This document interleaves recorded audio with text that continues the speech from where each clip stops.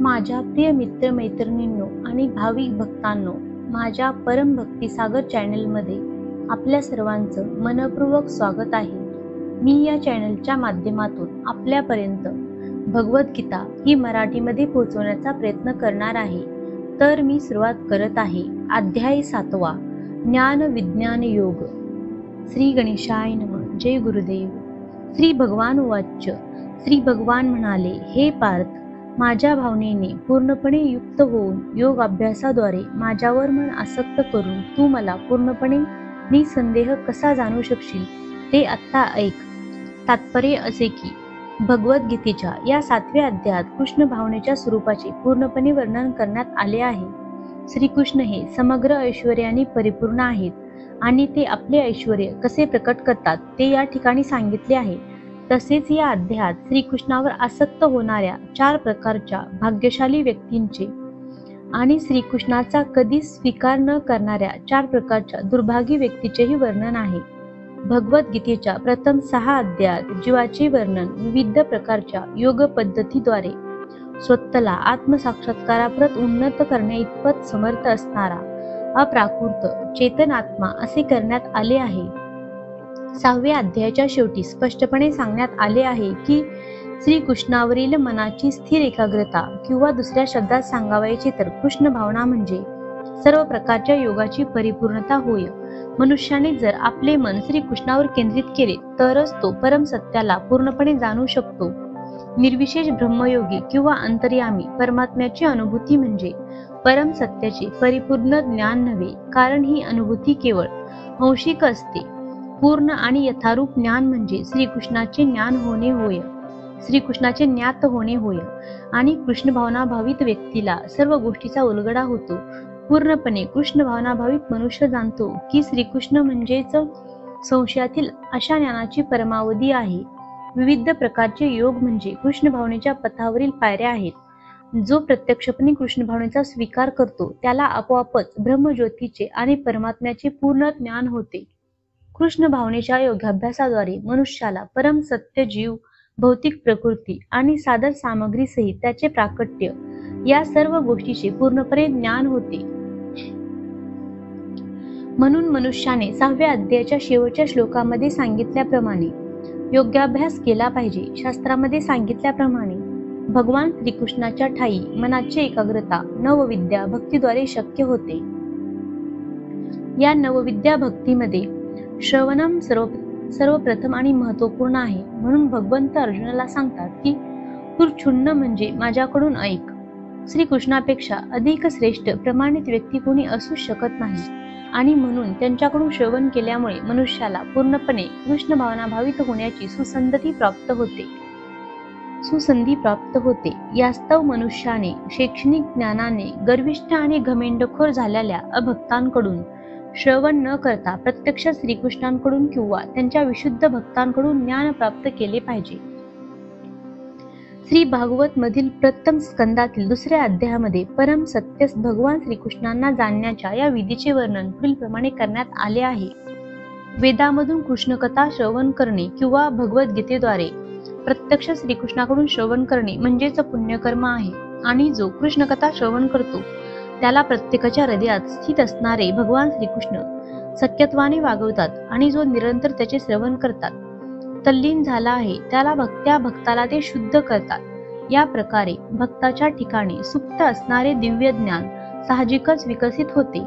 भक्त श्रीमद भागवतातून किंवा श्री भगवत भक्तांकडून कृष्ण कथेचे जितके अधिक श्रवण करतो तितकी त्याची भगवत भक्तीवरील निष्ठा दृढ होते. भगवत भक्तीच्या विकासामुळे मनुष्य रज आणि तमोगुणापासून मुक्त होतो आणि यामुळेच काम आणि लोभ इत्यादीचा क्षय होतो. जेव्हा या विकृती नष्ट होतात तेव्हा भक्त आपल्या विशुद्ध सत्वावस्थेमध्ये स्थित होतो. भक्तीमुळे तो प्रसन्न होतो आणि भगवत तत्व विज्ञानाचे त्याला पूर्णपणे ज्ञान होते. याप्रमाणे भक्ती योगामुळे भौतिक आसक्तीरूपी कठीण गाठ भेदली जाते आणि मनुष्य असंशयम समग्रम अर्थात परम सत्य पुरुषोत्तम भगवंतांना जाणण्याच्या स्तरापर्यंत उन्नत होतो. म्हणून श्रीकृष्ण किंवा त्यांच्या भक्तांकडून केवळ श्रवण केल्याने मनुष्य भगवत तत्व जाणू शकतो. प्रत्यक्ष ज्ञान आणि दिव्य ज्ञान हे दोन्ही प्रकारचे ज्ञान मी तुला पूर्णपणे सांगतो, हे जाणल्यावर तुला आणखी काही जाणवायचे शिल्लक राहणार नाही. तात्पर्य असे की पूर्ण ज्ञानामध्ये प्राकृत जगताचे ज्ञान, त्यामागील आधारभूत चेतन तत्व आणि दोहोच्या उगमाचे ज्ञान यांचा समावेश होतो. हेच दिव्य ज्ञान आहे. भगवंतांना अर्जुनाला उपयुक्त ज्ञान सांगावयाचे आहे, कारण अर्जुन हा श्रीकृष्णाचा अंतरंग भक्त आणि सखा होता. 4थ्या अध्यायाच्या प्रारंभी भगवंतांनी हे सांगितले होते आणि आता पुन्हा या म्हणण्याला त्यांनी पुष्टी दिली आहे. प्रत्यक्ष भगवंतापासून चालत आलेल्या गुरु शिष्य परंपरेद्वारे केवळ भगवत भक्ताला परिपूर्ण ज्ञानाची प्राप्ती होऊ शकते. म्हणून सर्व कारणांचे कारण आणि सर्व प्रकारच्या योग्याभ्यासाचा ध्यानाचा एकमेव विषय असणारे भगवंत हेच सर्व ज्ञानाचे उगमस्थान आहेत. हे जाणण्या इतपत मनुष्याने बुद्धिमान असले पाहिजे. जेव्हा सर्व कारणांचे कारण ज्ञात होते, तेव्हा जाणण्यायोग्य सर्व गोष्टी ज्ञात होतात आणि काहीच अज्ञेय राहत नाही. वेद सांगतात, सहस्त्रावधी मनुष्यापैकी एखादाच सिद्धी प्राप्त करण्याचा प्रयत्न करतो आणि सिद्धी प्राप्त करणाऱ्या त्या मनुष्यापैकी एखादाच मला तत्वत जाणतो. तात्पर्य असे, मनुष्याचे विविध स्तर आहेत आणि हजारो मनुष्यापैकी एखाद्या मनुष्यालाच आत्मा म्हणजे काय, शरीर म्हणजे काय आणि परम सत्य म्हणजे काय हे जाणण्या इतपत दिव्य साक्षात्कारामध्ये स्वारस्य असू शकते. सामान्यत मानव प्राणी हे केवळ आहार, निद्रा, भय आणि मैथून इत्यादी पशुवृत्तीमध्येच युक्त असतात आणि चुकूनच एखाद्याला दिव्य ज्ञानप्राप्तीमध्ये स्वारस्य असते. आत्मा, परमात्मा आणि त्याची अनुभूती होण्यासाठी ज्ञानयोग, ध्यानयोग इत्यादी योग पद्धती आणि जड व चेतन पदार्थावरील भेद या संबंधीचे दिव्य ज्ञान जाणण्यास जे उत्सुक असतात, त्या जिज्ञासूंसाठी भगवद्गीतेचे पहिले 6 अध्याय आहेत. तथापि केवळ कृष्णभावनाभावित व्यक्तीच श्रीकृष्णांना जाणू शकतात. इतर योग्यांना निर्विशेष ब्रह्माचा साक्षात्कार होऊ शकेल, कारण ब्रह्म अनुभूती ही श्रीकृष्णांना जाणण्यापेक्षा सहज सोपी आहे. श्रीकृष्ण हे परम पुरुष आहेत, पण त्याच वेळी ते ब्रह्म आणि परमात्म्याच्या ज्ञानाच्याही पलीकडे आहेत. श्रीकृष्णांना जाणण्याच्या प्रयत्नात योगीजन आणि ज्ञानीजन गोंधळून जातात. निर्विशेष तत्वज्ञानीचे अग्रणी श्रीपाद शंकराचार्य यांनी जरी आपल्या गीता भाष्यामध्ये श्रीकृष्णाचा पुरुषोत्तम भगवान म्हणून स्वीकार केला असला तरी त्याचे अनुयायी श्रीकृष्णाचा भगवान म्हणून स्वीकार करायला तयार नाहीत. कारण मनुष्याला जरी निर्विशेष ब्रह्माची अनुभूती झाली असली तरी त्याला श्रीकृष्णांना जाणणे अत्यंत कठीण आहे. श्रीकृष्ण हेच पुरुषोत्तम भगवान, सर्व कारणांचे परम कारण, आदिपुरुष श्री गोविंद आहेत. ईश्वर परम कृष्ण सच्चिदानंद विग्रह. अभक्तांना भगवान श्रीकृष्णाचे ज्ञान होणे कठीण आहे. अभक्त जरी म्हणत असले की भक्तिमार्ग हा अत्यंत सोपा आहे, तरी भक्तिमार्गाचे आचरण करू शकत नाहीत. अभक्त मनुष्य भक्तिमार्ग सोपा असल्याचा दावा करीत असतील तर मग ते इतर कठीण मार्गाचा अभ्यास का करतात? वस्तुतः भक्तिमार्ग हा इतका सोपा नाही. भक्तीचे ज्ञान नसताना ढोंगी लोकांनी आचरलेली तथाकथित भक्ती ही सोपी असू शकेल, परंतु शास्त्रसंमत विधी विधानानुसार जर भक्तीचे वास्तविकपणे आचरण केले तर तार्किक पंडित आणि तत्वज्ञानी भक्ती मार्गावरून भ्रष्ट होतात. श्री शीलरूप गोस्वामी भक्ती समृद्ध सिंधूमध्ये लिहितात, उपनिषद, पुराण, नारद पंचरात्र इत्यादी सारख्या प्रामाणिक वैदिक साहित्याची उपेक्षा करून जी भगवत भक्ती केली जाते ती भक्ती म्हणजे समाजामध्ये केवळ व्यर्थ उत्पातच आहे. ब्रह्मानुभूती झालेला निर्विशेषवादी किंवा परमात्म्याचा साक्षात्कार झालेला योगी यांना पुरुषोत्तम भगवान श्रीकृष्णाचे यशोदानंदन किंवा पार्थ सारथी रूप समजू शकत नाही. मोठमोठ्या देवतांना सुद्धा कधी कधी श्रीकृष्णाबद्दल संभ्रम निर्माण होतो. मातु वेदन कश्यन्य भगवंत सांगतात की मला तत्वत्व कोणीही जाणत नाही, आणि जर कोणी श्रीकृष्णांना जाणत असेल तर महात्मा सदुर्लभ असा महात्मा अत्यंत दुर्मिळ आहे. म्हणून जोपर्यंत मनुष्य भगवत भक्तीचा अभ्यास करीत नाही तोपर्यंत तो श्रीकृष्णांना तत्वत्व जाणू शकत नाही, मग तो मोठा विद्वान असो अथवा तत्वज्ञानी असो. भगवान श्रीकृष्णाची आपल्या भक्तावर असीम कृपा असल्या कारणाने केवळ शुद्ध भक्तांनाच सर्व कारणाचे कारण असणारे, सर्व शक्तिमान आणि सर्व ऐश्वर्याने युक्त असणारे, बल, यश, श्री सौंदर्य आणि ज्ञान वैराग्य या अचिंत्य आणि दिव्य गुणांनी युक्त असणाऱ्या भगवान श्रीकृष्णामधील गुणाची अल्पज्ञान होऊ शकते. ब्रह्मानुभूतीची परमावधी म्हणजे भगवान श्रीकृष्ण आहेत आणि केवळ भक्तच त्यांना तत्वत्व जाणू शकतात. म्हणून सांगण्यात आले आहे की अपूर्ण आणि मंद इंद्रियाद्वारे कोणीही भगवान श्रीकृष्ण तत्वत्व जाणू शकत नाही. परंतु भक्तांनी केलेल्या भगवंताच्या प्रेममयी सेवेमुळे प्रसन्न होऊन ते स्वतः भक्तापुढे प्रकट होतात.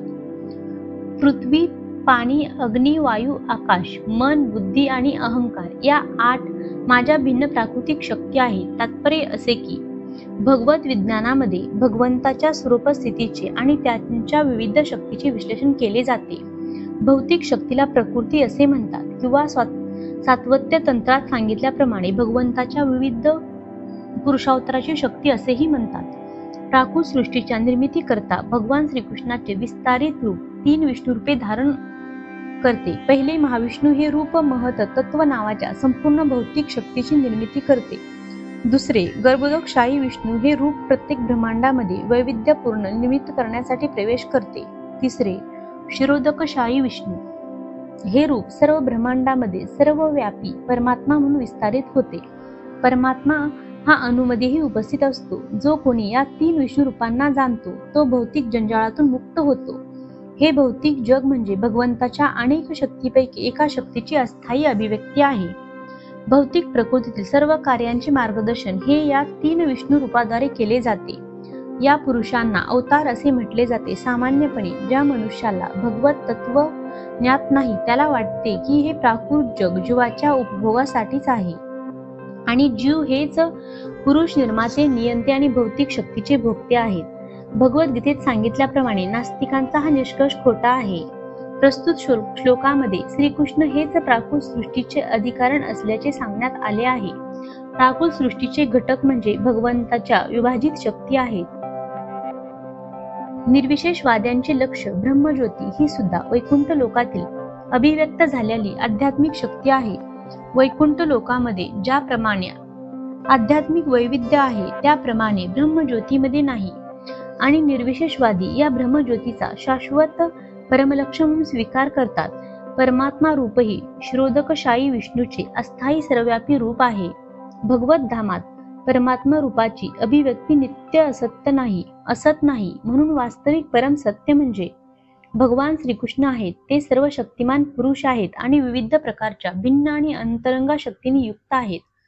वर सांगितल्याप्रमाणे भौतिक शक्तीमध्ये 8 प्रधान अभिव्यक्ती आहेत. त्यापैकी प्रथम म्हणजे पृथ्वी, पाणी, अग्नी, वायू आणि आकाश होत. यांना स्थूल किंवा विराट सृष्टी म्हटले जाते आणि यामध्ये शब्द, स्पर्श, रूप, रस आणि गंध या 5 इंद्रिय विषयांचा समावेश करण्यात आला आहे.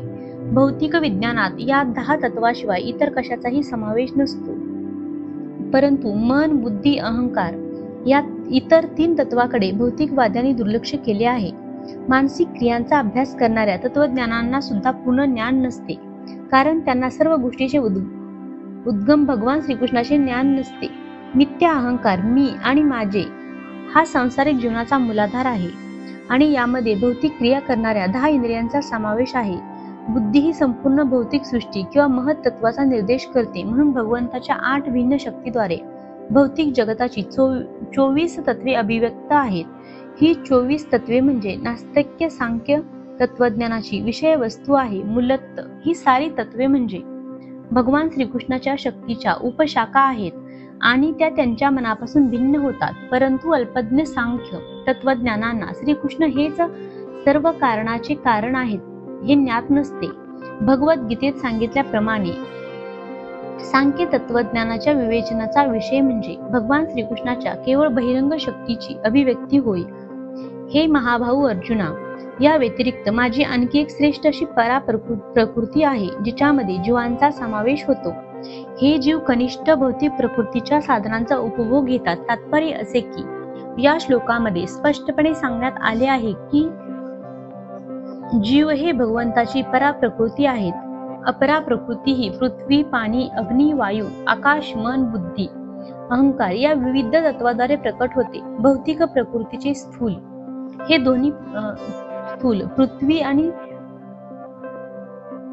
पृथ्वी आणि सूक्ष्म मन हे दोन्ही प्रकार कनिष्ठ शक्तीपासून उत्पन्न होतात. विविध हेतूसाठी या कनिष्ठ शक्तीचा उपयोग करणारे जीव म्हणजे भगवंताची परा किंवा श्रेष्ठ प्रकृती आहे आणि या शक्तीमुळे संपूर्ण भौतिक जगत कार्य करते. जीव किंवा श्रेष्ठ शक्तींनी चालना दिल्यावाचून भौतिक विश्व कार्यरत होण्यास असमर्थ असते. शक्तीचे नियंत्रण हे सदैव शक्तिमानाद्वारेच केले जाते आणि म्हणून जीवांना स्वतंत्र अस्तित्व नसते. ते सदैव भगवंतांच्या नियंत्रणाखाली असतात. अल्पबुद्धी लोकांना वाटते त्याप्रमाणे जीव हे कधीही भगवंताप्रमाणे शक्तिमान नसतात. भगवंत आणि जीवामधील भेदांचे वर्णन श्रीमद भागवतात पुढील प्रमाणे करण्यात आले आहे. हे भगवंत, जर देहधारी जीवही तुमच्याप्रमाणेच शाश्वत आणि सर्वव्यापी असते तर ते तुमच्या नियंत्रणाखाली राहिले नसते. परंतु जीव हे तुमच्या सूक्ष्म शक्ती आहेत असे जर मान्य केले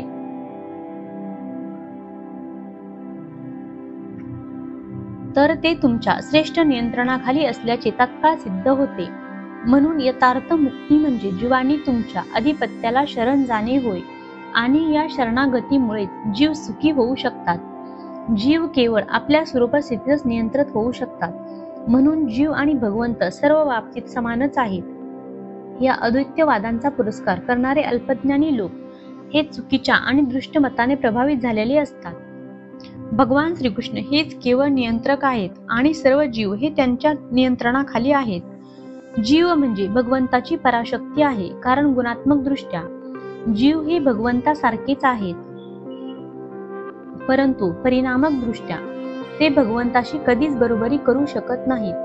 स्थूल आणि सूक्ष्म अपराशक्तीचा उपभोग करीत असताना पराशक्ती म्हणजे जीव आपल्या वास्तविक आध्यात्मिक मन आणि बुद्धीचे विस्मरण होते.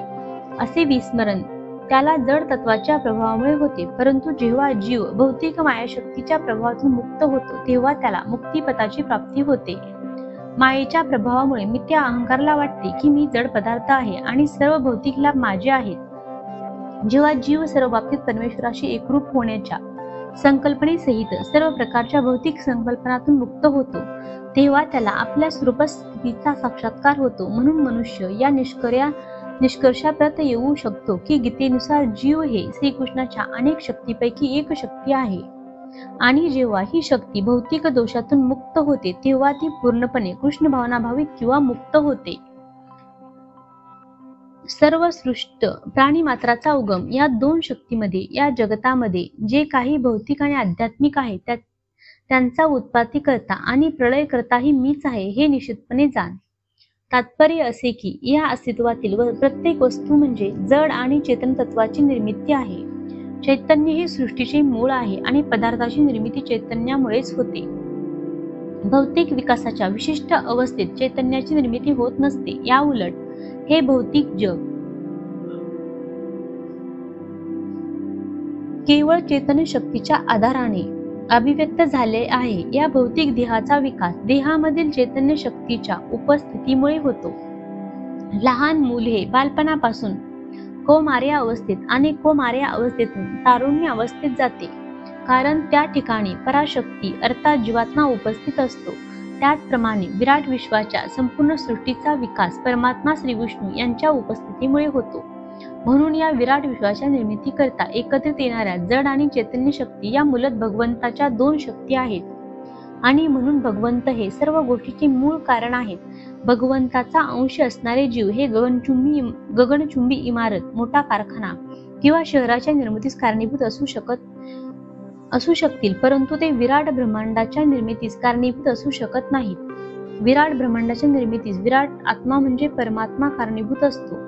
भगवान श्रीकृष्ण हेच सूक्ष्म जीव आणि परमात्म्याचे कारण आहेत, म्हणून ते सर्व कारणांचे कारण आहे. त्याला कठोपनिषदात पुष्टी दिली आहे. हे धनंजया, माझ्याकडून श्रेष्ठ असे दुसरे कोणतेही तत्व नाही. दोऱ्यात ओवलेल्या मण्याप्रमाणे सर्व काही माझ्यामध्ये आश्रित आहे. तात्पर्य असे की परम सत्य साकार आहे की निराकार या विषयावर नेहमीच वाद घातला जातो. भगवद्गीतेनुसार परम सत्य म्हणजे भगवान श्रीकृष्ण आहेत आणि याला गीतेत पदोपदी पुष्टी मिळाली आहे.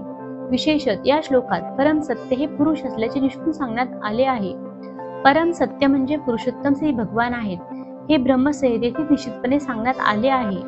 ईश्वर परम कृष्ण सच्चिदानंद विग्रह अर्थात श्रीकृष्ण हेच परमसत्य पुरुषोत्तम श्री भगवान आहेत. श्रीकृष्ण हेच आदिपुरुष, सर्व रसांचे राजा श्री गोविंद आणि सच्चिदानंद रूप आहेत. या प्रमाणावरून निर्विवादपणे सिद्ध होते की परमसत्य म्हणजे सर्व कारणाचे कारण परमपुरुष आहेत. तरीही निर्विशेषवादी सांगितल्याप्रमाणे प्रमाणावरून वाद घालतात. भौतिक जगातील आदिजीव ब्रह्मदेवाला देवदेवता, मनुष्य प्राणी आणि पशु याच्यामध्ये सर्वश्रेष्ठ मानले जाते. परंतु ब्रह्मदेवाच्याही अतीत परतत्व आहे आणि या परतत्वाला प्राकृत स्वरूप नाही आणि ते सर्व भौतिक विचारापासून मुक्त आहे. जे कोणी परतत्वाला जाणू शकतात ते दिव्य होतात, परंतु ते जाणत नाही ते भौतिक जगातील दुःखे भोगतात. निर्विशेषवादी अरूपम या शब्दावर अधिक जोर देतात, परंतु अरूपम म्हणजे निराकार नव्हे, तर वर उल्लेख केलेल्या ब्रह्मसंहितेतील श्लोकानुसार अरूपम हा शब्द सच्चिदानंद रूप दाखवतो. इतर श्लोकामध्ये याच विधानाला पुढीलप्रमाणे पुष्टी देण्यात आली आहे. भौतिक कल्पना रूपी अंधाराच्या अतीत असणाऱ्या पुरुषोत्तम भगवंतांना मी जाणतो. जो त्यांना जाणतो तोच केवळ जन्म मृत्यूच्या बंधनातून मुक्त होतो. त्या परमपुरुष भगवंताच्या या ज्ञानावाचून मुक्तीचा इतर कोणताही मार्ग नाही. भगवंत हे परमपुरुष असल्यामुळे त्यांच्याहून श्रेष्ठ असे इतर कोणतेही तत्व नाही. ते सूक्ष्मत अणुपेक्षाही सूक्ष्म आणि महत्व तत्वापेक्षाही महान आहे. हे एका वृक्षाप्रमाणे स्तब्ध आहेत. ते परमव्योमाला प्रकाशित करतात आणि ज्याप्रमाणे वृक्ष आपली मुळे पसरवतो त्याचप्रमाणे ते आपल्या विविध शक्तीचा विस्तार करतात. या श्लोकावरून निष्कर्ष निघतो की परम सत्य म्हणजेच पुरुषोत्तम भगवान आहेत आणि आपल्या विविध परा आणि अपरा शक्तीद्वारे ते सर्वव्यापक आहेत. हे कौंतेया, पाण्यामधील रस मी आहे, चंद्र आणि सूर्याचा प्रकाश मी आहे, वैदिक मंत्रातील ओंकार मी आहे, आकाशातील शब्द मी आणि मनुष्यामधील सामर्थ्यही मीच आहे. तात्पर्य असे की आपल्या विविध परा आणि अपरा शक्तीद्वारे भगवंत सर्वव्यापी कसे आहेत याचे वर्णन या श्लोकामध्ये करण्यात आले आहे. भगवंतांना प्रथम त्यांच्या विविध शक्तीद्वारे जाणता येते आणि या रीतीने त्यांची निर्विशेष अनुभूती होते. ज्याप्रमाणे सूर्यलोकातील अधिष्ठात्री देवता एक पुरुष आहे आणि त्याच्या सर्वव्यापी शक्ती सूर्यप्रकाशाद्वारे त्यांच्या सर्वव्यापी रूपाची अनुभूती होते, त्याचप्रमाणे भगवंत जरी आपल्या शाश्वत धामामध्ये निवास करीत असले तरी त्यांच्या सर्वव्यापी विविध शक्तीद्वारे त्यांची अनुभूती होते. रुची किंवा रस हा पाण्याचा गुणधर्म आहे. समुद्राचे पाणी पिणे कोणालाही आवडत नाही, कारण पाण्याची शुद्ध चव मिठाच्या मिश्रणामुळे खारट झालेली असते. पाण्यामधले आकर्षण हे पाण्याच्या चवीच्या शुद्धतेवर अवलंबून असते आणि ही विशुद्ध चव किंवा रस म्हणजे भगवंताची एक शक्ती आहे. निर्विशेषवादी या पाण्याच्या चवीद्वारे भगवंताची पाण्यातील उपस्थिती जाणतो आणि साकारवादी सुद्धा भगवंताने कृपा करून मनुष्याची तहान भागवण्याकरता शुद्ध गोड पाणी पुरवल्याबद्दल भगवंताचे गुणगान करतो. भगवंताच्या अनुभूतीचा हाच मार्ग आहे. वास्तविकपणे पाहता साकारवादी आणि निराकारवादी यांच्यात मुळीच मतभेद नाही.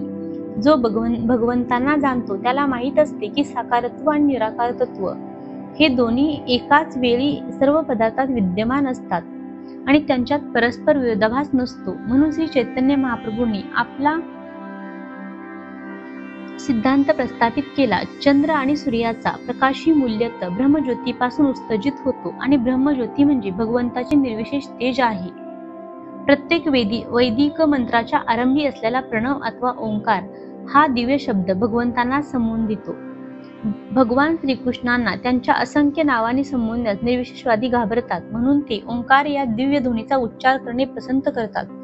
परंतु ते जाणत नाहीत की ओंकार म्हणजे श्रीकृष्णाचे शाब्दिक प्रतिनिधित्व आहे. कृष्ण भावना ही सर्वव्यापी आहे आणि जो कृष्ण भावना जाणतो तो धन्य होय. श्रीकृष्णांना जाणीत नाहीत, ते मायेच्या बंधनात आहेत आणि म्हणून श्रीकृष्णाचे ज्ञान होणे म्हणजे मुक्ती आणि श्रीकृष्णाबद्दलचे अज्ञान म्हणजेच बंधन होय. पृथ्वीचा मूळ सुगंध मी आहे आणि अग्नीमधील उष्णता मी आहे. सर्व जीवामधील जीवनशक्ती मी आहे आणि सर्व तपस्व्याचे तप मी आहे. तात्पर्य असे की जे विकार रहित असते त्याला पुण्य अर्थात मूळ असे म्हणतात. भौतिक जगतातील प्रत्येक वस्तूला विशिष्ट रस किंवा गंध असतो. उदाहरणार्थ वायू, अग्नी, पाणी, पृथ्वी किंवा फुलामध्ये रस आणि गंध असतो. निर्दोष मूळचा गंध जो सर्वत्र व्याप्त झालेला असतो तो गंध म्हणजे श्रीकृष्णच आहेत. त्याचप्रमाणे प्रत्येक गोष्टीला विशिष्ट अशी मूळ चव असते आणि रसायनाच्या मिश्रणाद्वारे ही चव बदलता येते. म्हणूनच प्रत्येक वस्तूला मूळ रूपात थोड्याफार प्रमाणामध्ये वास, गंध अथवा चव असतेच. विभावसू म्हणजे अग्नी होय. अग्नीशिवाय आपण स्वयंपाक करू शकत नाही, कारखाने चालवू शकत नाही इत्यादी. हा अग्नी म्हणजे श्रीकृष्णच आहेत. अग्नीमधील उष्णता म्हणजे श्रीकृष्ण आहेत आयुर्वेदानुसार अपचन हे पोटातील मंद अग्नीमुळे होते, म्हणून पचन क्रियेकरता देखील अग्नी आवश्यक आहे. यास्तव कृष्ण भावनेमध्ये आपल्याला पृथ्वी, पाणी, अग्नी, वायू आणि प्रत्येक चैतन्य तत्व, सर्व रसायने आणि सर्व भौतिक तत्वांचे उगम हे श्रीकृष्ण असल्याची जाणीव होते. मनुष्याचे आयुष्य ही श्रीकृष्णावरच आधारित असते. त्यामुळे श्रीकृष्णाच्या कृपेने मनुष्य आपले आयुष्य वाढवू शकतो अथवा कमी करू शकतो. म्हणून कृष्ण भावना ही प्रत्येक क्षेत्रात सक्रिय आहे. हे पार्थ, अस्तित्वातील सर्व वस्तूंचे बीज, बुद्धिमानाची बुद्धी आणि सर्व शक्तिमानाची शक्ती मी असल्याचे जाण. तात्पर्य असे की श्रीकृष्ण हे प्रत्येक वस्तूचे बीज आहेत.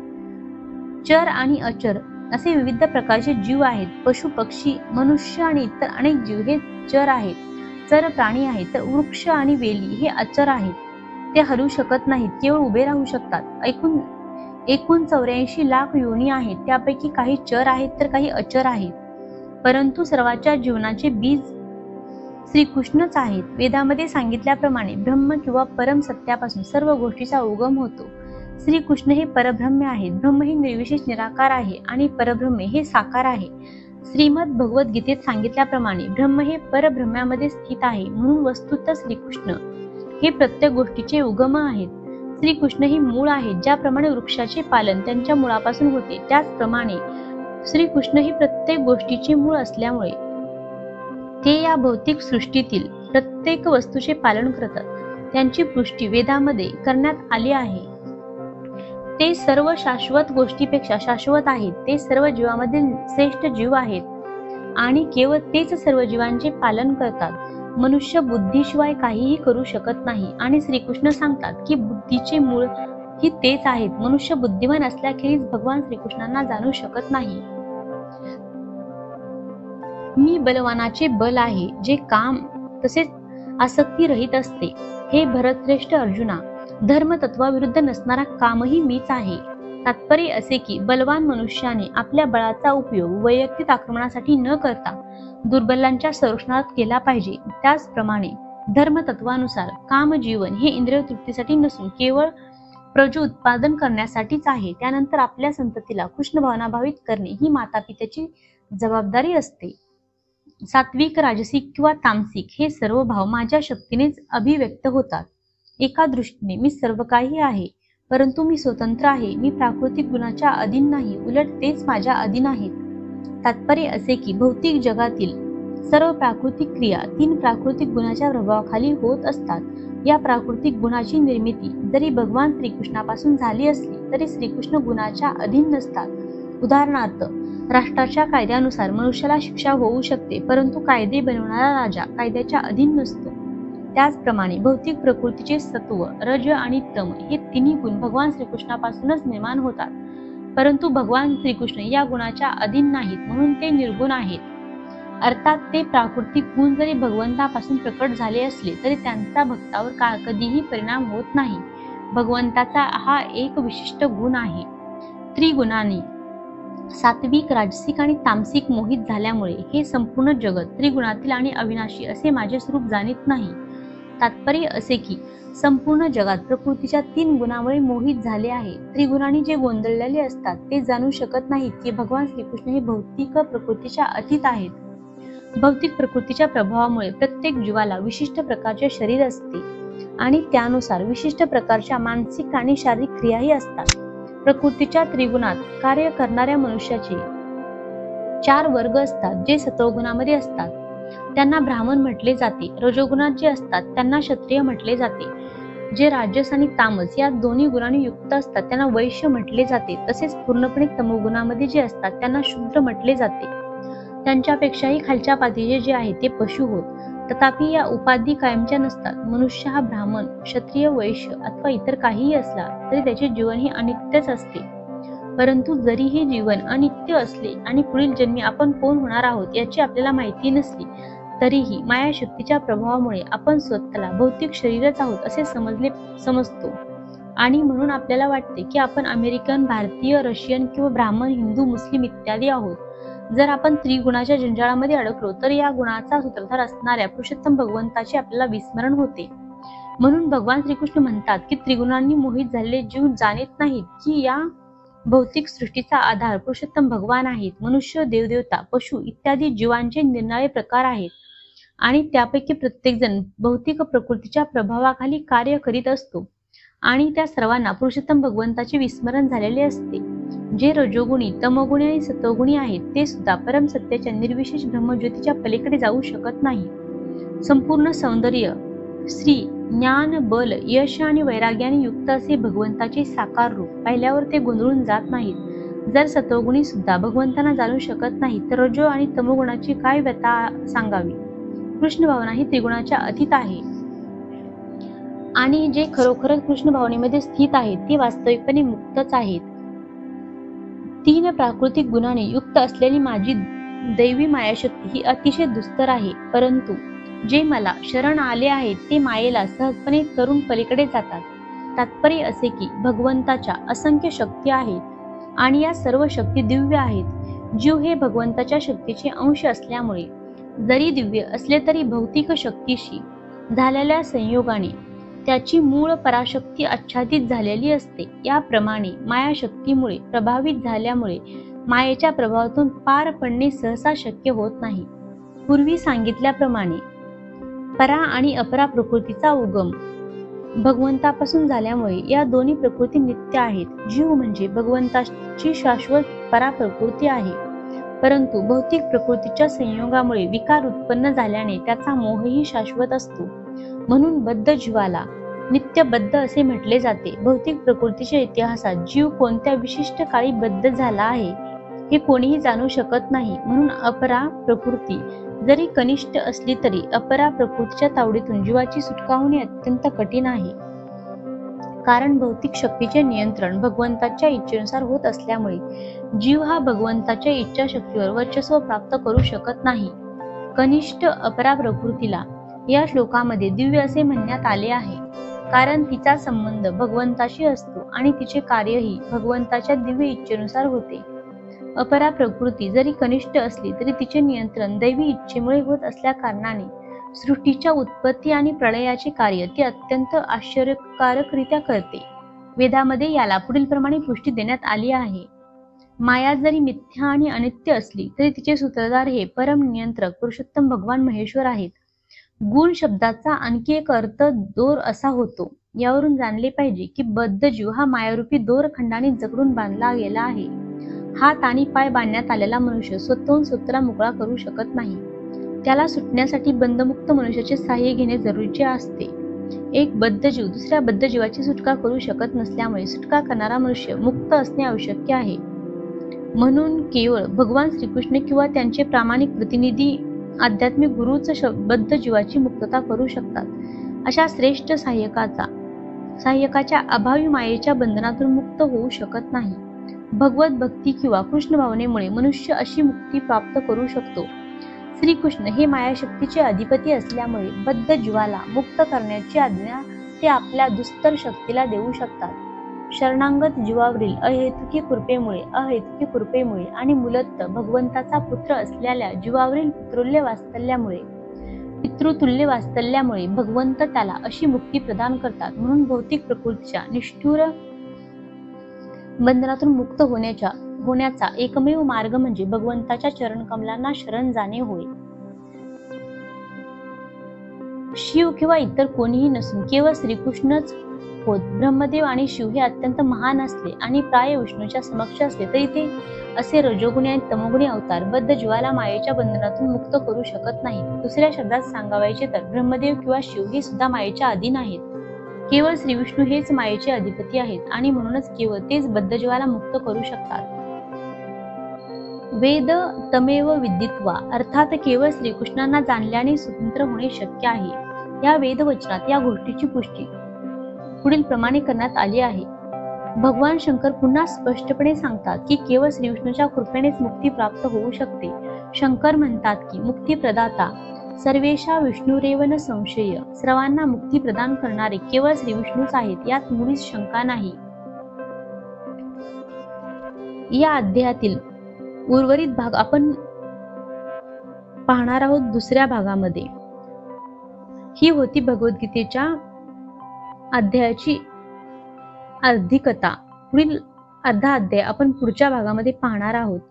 तुम्हाला हा अध्याय कसा वाटला ते कमेंटमध्ये नक्की कळवा आणि अशाच भक्तिमय वाचनासाठी माझ्या परम भक्ती सागर चॅनेलला सबस्क्राईब करा आणि बाजूच्या बेल आयकॉनवर क्लिक करा. लाईक करा, शेअर करा. यामुळे माझा पुढचा अध्याय तुमच्यापर्यंत लवकरच पोहोचेल. धन्यवाद. ओम नमो भगवते वासुदेवाय. ओम नमो भगवते वासुदेवाय.